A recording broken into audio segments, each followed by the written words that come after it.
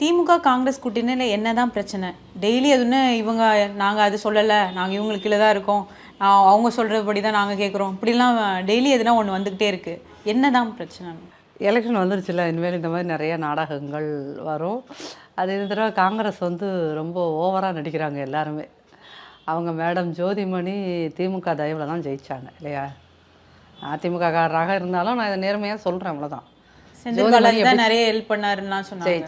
ஜெயிச்சாங்க. இந்த அம்மா எம்பி ஆயிடுச்சு. எம்பி ஆகிட்டோன்னா அடுத்து திமுகவோட சப்போர்ட் இருந்தால் தான் ஒரு 20 பேராவது காங்கிரஸில் எம்எல்ஏ ஆக முடியும்.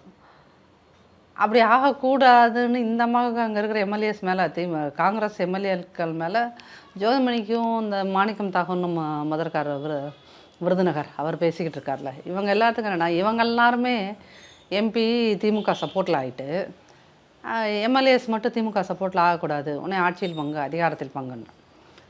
எந்த கட்சியாக இருந்தாலும் நீ ஆட்சியில் பங்கு அதிகாரத்தில் பங்குன்னு கேட்குறீங்கன்னா, நீ மக்களுக்காக என்ன பிரச்சனையில் நின்று பேசின?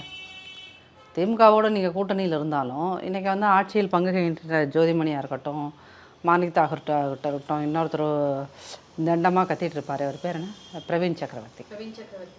இந்த மாதிரி குரூப்லாம் மக்கள் பிரச்சனைக்கு என்ன போராடினாங்க?